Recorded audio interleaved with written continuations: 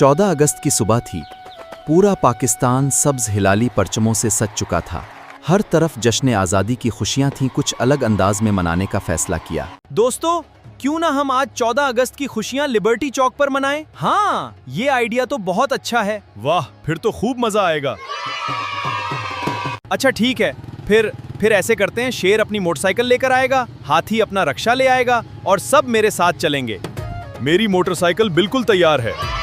और सुनो, आज ठीक 11 बजे सब तैयार हो जाना। फिर हम चौक जाएंगे, खूब जश्न मनाएंगे, व्हीलिंग करेंगे और बाजे बजाएंगे। बस फिर तय है, 11 बजे सब तैयार। गधे, तुम्हारा दिमाग ठीक है? तुम गधे हो, गधे की तरह ही काम करते हो। तुम्हें पता है वन व्हीलिंग करते हुए हम गिर भी सकते हैं। अगर हमें चोट लग गई तो नुकसान हमारा ही होगा। और ये हर वक्त बाजे और हॉर्न बजाना क्या लोगों को अच्छा लगेगा? जश्न आज़ादी खुशी का दिन है, लेकिन हमें दूसरों के आराम का भी ख्याल रखना चाहिए। खबरदार, किसी ने मेरे बाजे के बारे में कुछ कहा। मैं एक लफ्ज भी बाजे के खिलाफ नहीं सुन सकता। अरे गधे भाई, इतना गुस्सा क्यों? इस बाजे से तुम्हें इतनी मोहब्बत? क्योंकि मेरे लिए आवाज नहीं है। 14 अगस्त को जब पूरा पाकिस्तान खुशी मनाता है, परचम लहराता है।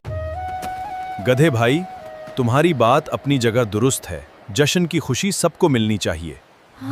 लेकिन अगर हम इस जश्न में बहुत सारे दरख्त भी लगाएं तो? ऊंट भाई, ये बात तो तुमने दिल की कह दी।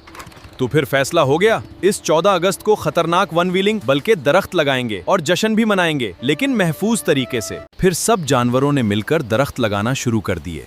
किसी ने पौधा लगाया, किसी ने पानी दिया, किसी ने मिट्टी डाली, और देखते ही देखते खाली। दोस्तों, जश्न आज़ादी सिर्फ शोर करने, हारन बजाने या सड़कों पर खतरनाक हरकतें करने का नाम नहीं। पाकिस्तान जिंदाबाद। आज़ादी सिर्फ हमारा हक नहीं,